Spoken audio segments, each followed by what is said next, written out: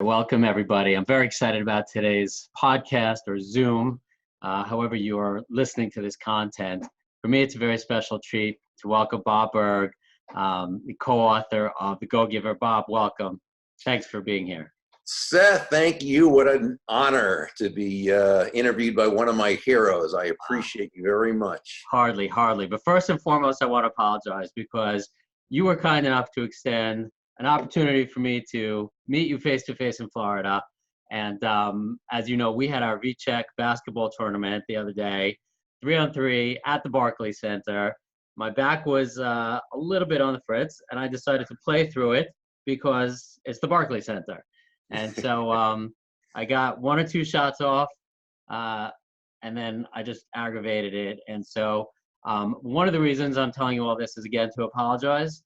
And so the other reason is if you hear some grunts over the course of the next few minutes, you'll understand why. So, thank you for doing the backup plan here. You're a pro. You're playing in pain. Exactly. Now, we've traded a lot of messages over LinkedIn, maybe over the last year. I don't know if I've ever actually told you the story about how I came to read The Go-Giver. No, I haven't. I've mentioned this on at a couple of speaking locations, and the irony is I don't even remember who gave me The Go-Giver. Right? I don't know who was my Go-Giver, but somebody gave it to me, and I was driving to work one day, probably 7-8 years ago, and there was this little red book on the passenger seat of my car. And that's interesting how everybody sort of focuses on the fact that it is a little red book, not a standard size, not a dark colored little red book. I was at a red light and I started to flip through the pages, just like, what is this? And I read the first few sentences and I literally pulled over to the side of the road and read the book cover to cover. And wow. That book changed my life. And I have to say, that is the way that a lot of people feel when I speak about The Go-Giver. Do you get that often? People, whether they stop you randomly or at different speaking events, do people explain to you how this book has literally changed their life in one form or another? We do get a lot of really nice feedback like that, which just fills me with gratitude every time I hear something like that. It never ever gets old. And I've got to tell you, I think one big reason for this is my co-author John David Mann, who is really the storyteller. The Go-Giver's a parable. So while it's based on, of course, principles that have been proven to work, and many of the stories in the book actually are things that happened, it's a work of fiction. And I'm a how-to writer. I mean, all my books before this were how-to in nature. John is a magnificent storyteller, and Seth, I think that stories really connect. As the sages told us, what comes from the heart enters the heart. And I think stories have a way of doing that. And I know there are so many parables over the years that I've read that made such an impact on me. And they were told in story form. And I read them either on a flight or, at traffic stops or whatever, and it really, really impacted me. So I think that is one of the big reasons for that. But I always appreciate hearing something like that. And I have to tell you, I have a big qualm against you because of that. Because, I've been always looking at different business books, and whether it's management, whether it's how to scale a company, grow a company, run a company. And from time to time, I'll pick up these different books and I'll flip through it. And I look at the tone of the book, and it's more of a how-to, like you said, or if it's more of an educational book, or more of the science behind growing a business. And you set the bar so high in terms of this storytelling that if I flip through it and it's not in that genre of a story format, I'm like, I just don't have the patience to read it. And so I move on. So you've sort of like ruined every other business book for me by me starting off reading this story form. And I guess you're right. That is the sort of the tone that I think a lot of people appreciate, that they're sort of being educated about a business direction without realizing that that's what's happening to them as they read this story. Mm-hmm. And it's something that sticks with them. And I think that's storytelling in general. I like to focus a lot about what I gained from the book as it applies to LinkedIn, and I know you're a very big advocate of LinkedIn as well. I think that some of the best posts are not the how-to posts or the instructional posts, or it's those posts that sort of have a storytelling element to it. And those are the ones that people read and get the most views and Yeah, offer the most value to it. yeah, I find that too. Absolutely. Um, Let me ask you this: you in the Go Giver focus on a sales story, right? Whether it's Joe or the contract itself. But am I wrong to say that this is, to an extent, a universal application? A lot of the people that listen to the podcast or that will be watching this, at least in my audience, run the gamut from startups, entrepreneurs, CEOs on publicly traded exchanges. It seems to be that these lessons aren't just for salespeople. Is that fair to say?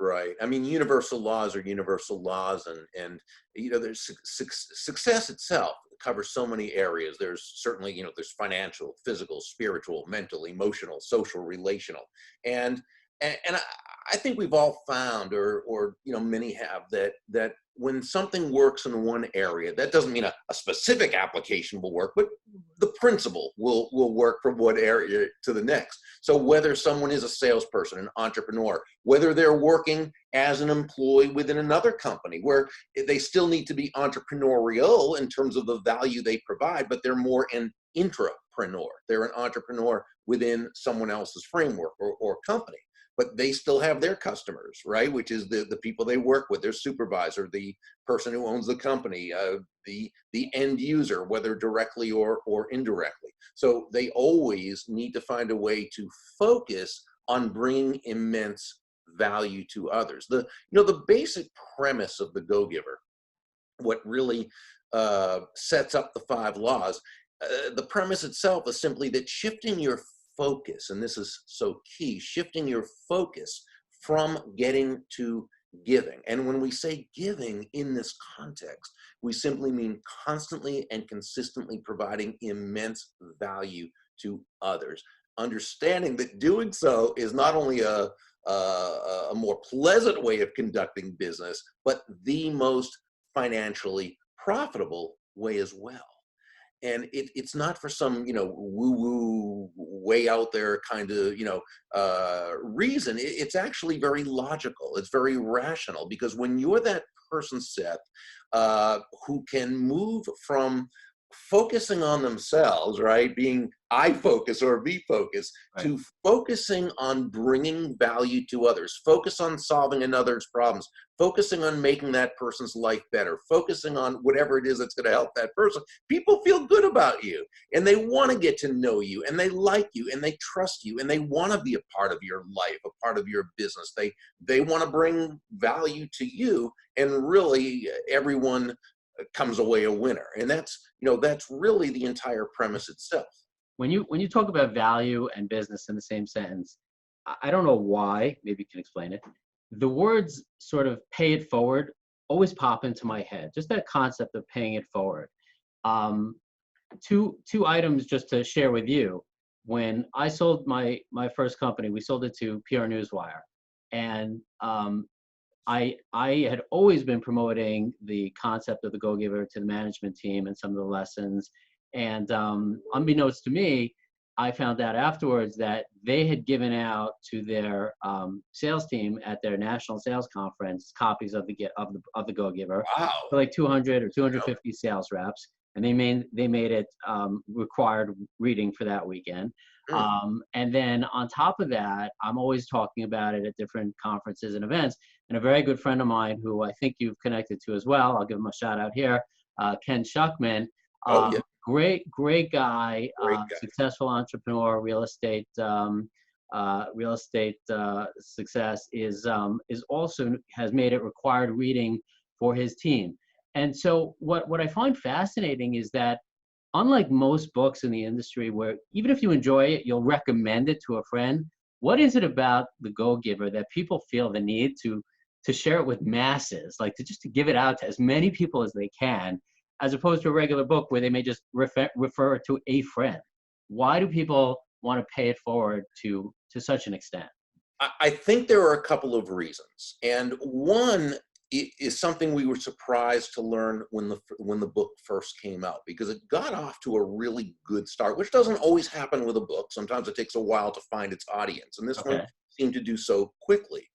And John and I were receiving emails from people who were very, very successful leaders, people saying, hey, this is what I've always done.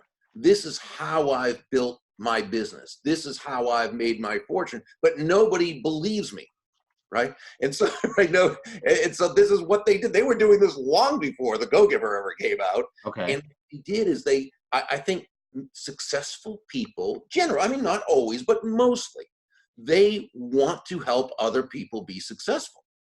They certainly, when someone's a leader in a company, they want those in their company to be successful. Of course, I mean, there's vested self-interest there, but I think it's just a natural. As human beings, we were created in such a way as to want to have purpose in our life, and we want to make a difference in people's lives, and we want to help others. And so people would take this book, these leaders, these already very successful people, very much centers of influence, and they were buying hundreds of copies for their companies. People bought thousands. It was getting recommended, and the whole Right. thing. Now, so our early adopters were the already successful people. They were doing this long before the book came out. Then the second wave were the emails from the people who told us that, oh, I didn't realize you could do business this way. And I got this book from so-and-so, who's one of my mentors, or a very, right? And so I think what happened, Seth, was the book gave people permission, in a sense, to understand that, yes, you can really be financially successful by, not in spite of doing well, but by doing well for others, by focusing on bringing immense value to others, by placing the interest of those people you're dealing with first. And I think that's really the key as to why the book kind of hit as it did. And I even hearing you talk, it gets me excited and makes me want to share it even more with people. But I want to. One of the things I was excited about in being able to speak to you as the co-author, I want to get past the book for a second, and I view you in a sense as a sort of a celebrity. And the question that I have for you, it reminded me of maybe a year or two ago. I was at a conference, and I had the chance to meet Damon John from Shark Tank, and there was a line of like 30 people waiting to take a selfie picture with him, and I was like, oh, I'm not going to be that guy that just waits online. And, but I said, all right, I'm here already. I may as well. So I waited online, and as luck would have it, I was the last guy, and they were going to, just like, oh, he has to go. And he looked at me and I looked at him, and they're like, all right, last one, you can go. So I went over to him, and I was just like really apologetic. I'm like, I'm sorry. You've been here for 2 hours. You're probably tired of this. And you're just like, I'm sorry that you have to do this. And he looked at me as if I was crazy. And he said, sir, thank you for the opportunity to do this. And he was so passionate, and I can't help feel that same way. I mean, anybody who speaks to you or listens to you, you are so passionate about the message and about giving to people and about the messaging and the principles. How do you stay so passionate? I mean, it's not like the book came out 6 months ago and you're on a book tour. I mean, how do you stay so passionate about this topic and about literally being so giving to so many people day in and day out? Well, first, thank you so much. That's very nice of you. And that was very nice to know about Damon John. I've always heard great things about him too, personally. Well, as far as my passion goes, I think it's believing in the message and feeling that there's an opportunity to make a difference. But, Seth, you've got that same type of passion, and you do that same thing. And the people who wrote to me to tell me they heard from Seth Farbman about this book, and that this is what Seth is. That's who. Okay, I'm deleting this part. I'm deleting. No, don't delete it. I don't want you to delete, because you are an embodiment of this message, and we're both passionate about it. But I think that when we have when we feel we have a mission in our lives to accomplish, let's say, it's very easy to feel passionate about it. And, and it's just a matter of being grateful that there are those who've embraced the message. That's true. Now you have in the book 5 laws, and I'm not going to ask you to go through those laws because primarily I want people to go out and buy the book. But there is my personal favorite. There is one I'd like to talk about. My personal favorite is about being authentic. So if you can touch upon that one law, and then I'll tell you in specific why that's my favorite and the question that I have for you. So the law of authenticity, and we know authenticity is sort of a word that's been so bandied about lately in the last few years. It's almost, if not lost its meaning, had its meaning confused a little bit. And I want to discuss that too then if we're going down this road, because I think it's important. But the law of authenticity says the most valuable gift you have to offer is yourself. Now, one of the mentors in the story, Deborah Davenport, shared a lesson she learned after about a year of being in business. And that is that all the skills in the world, the sales skills, technical skills, people skills, as important as they all are, and they are indeed, they all are very, very important. They're also all for naught if you don't come at it from your true, authentic core. Now, when you show up, as we like to say, as yourself, day after day, week after week, month after month, well, people feel good about you. People Right. feel safe with you. They feel comfortable with you because they know who they're getting, right? They know you, they like you, they love you, they trust you, they want to be a part of your life, they want to be in relationship with you, they want to do business with you. They want to be your personal walking ambassador often. But, it brings up the question, if being authentic is so good for business as well as just for life, but if it's so good for business, why do people show up sometimes not authentic, but rather as I guess the correct Latin term would be fonus balonus, right? They don't, come at it. Right? Right. And I think it's easy to default to, well, they're not honest or they're trying to pull one over. It's a big world. There's plenty of people out there. So we have Right. to be aware of that. But I don't think that's usually the case. I'd say 99 times out of 100, no. When someone does not show up authentically, it's because they don't have the self-confidence to do so. They don't recognize what they really bring to the table. I believe as human beings, we all have 2 types of value. We have intrinsic value, which simply means as human beings, we have value. We bring value to the table. I also believe there's another type, though, and that's what I call market value. This is the more extrinsic value. Market value, I define as simply that combination of strengths, traits, talents, and characteristics that allows a person to bring value to others, to the marketplace, in a way that they will be financially rewarded. Now, we all have these. We all have, Mike Littman used to call them assets of value. I always love that term. And different people have those different strengths. And it's important that we recognize them so that we can lead with those strengths, with that value. But the problem is we're human beings and we're so emotionally close to ourselves, it's sometimes difficult to really know those really good things, those great things that we have to offer. And I can recall mentoring someone. I was informally mentoring someone, and they were telling me what they were doing, and I said, hey, that's great, that's fantastic. And they went, oh, no, everyone does that, everyone can do that. And they were not being falsely modest. Right. They really didn't understand that this skill that they developed, that they probably had an inclination for being good at, but that they worked hard to perfect it. Well, now it's just part of their life. Right.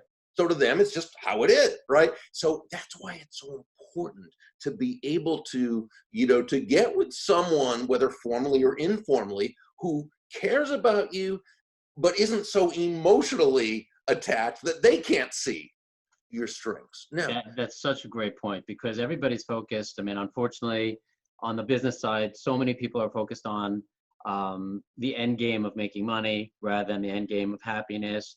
And we talk about, well, what value are you bringing to the end customer, which I know you're always talking about. But for me, that distinguishing factor is often being authentic. If you have a service or a product that's a bit of a commodity, the only added value is really being yourself and being authentic. And I guess it shouldn't have surprised me, but at first when we were on LinkedIn and you responded, I was like, oh, that's great. Bob has a bot that responds to the thousands of messages that he gets, or he's got a secretary.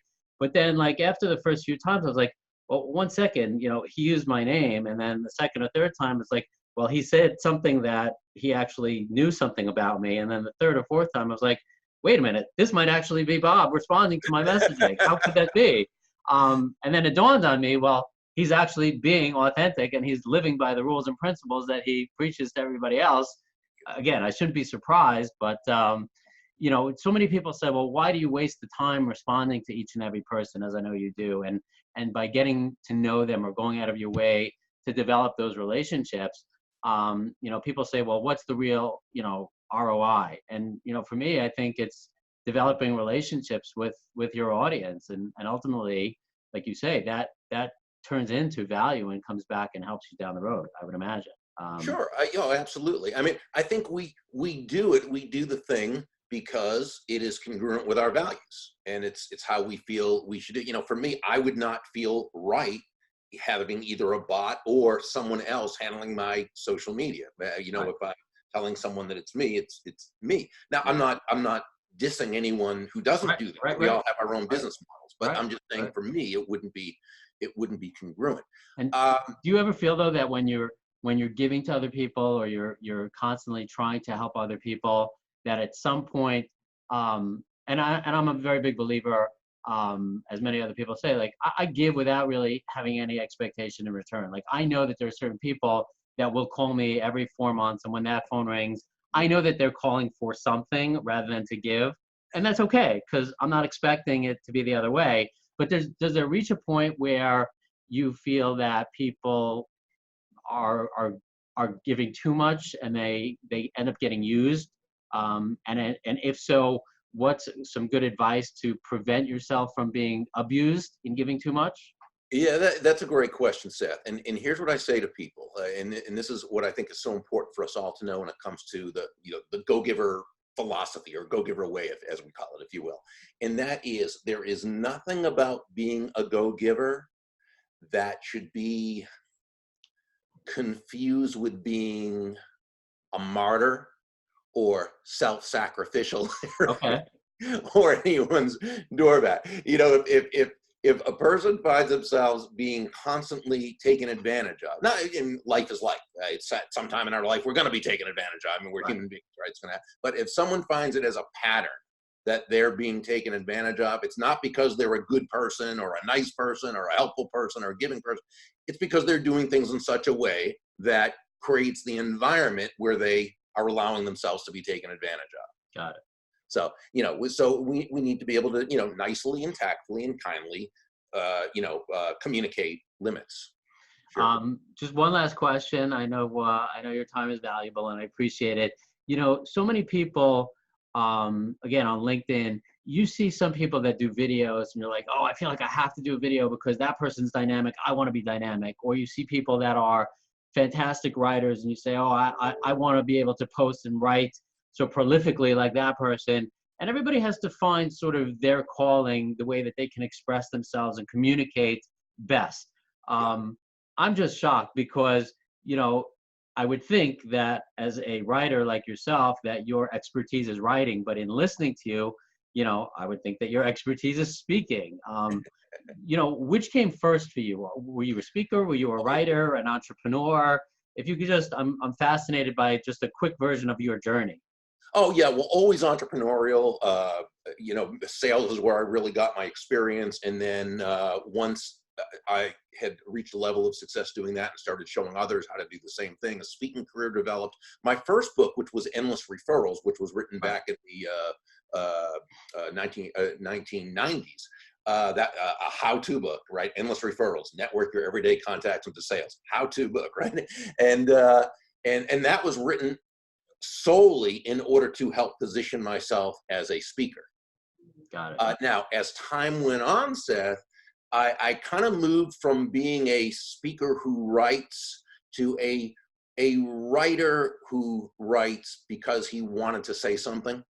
Got it. But I'm still, I don't consider myself certainly a great writer. I don't like writing books. I like having written books. Okay, so that, that is not now the Go Giver series, which is the only ones I do with a co-author with John. It's a delight because this guy, he's the lead writer. He's the Right. so it's a joy. But no, by and large, when I write, if I write a program, what have you, no, I'm always glad when the writing part's over. I'm much more comfortable speaking and doing that sort of thing. I can tell you on behalf of myself and everybody listening, whether you're writing, whether you're speaking, whether you're motivating, anything that you're doing, your advice is really appreciated, and looking forward to many, many more lessons that we can hear from you down the road. So really a pleasure. Thank you for the time, the guidance, and hopefully I'll be able to make it out to Florida, but all I ask is that we play golf instead of a one-on-one. Absolutely. We will do that. And I can't wait till you do come to the Sunshine State. We can't wait to have you. Fair enough. Thanks, Bob.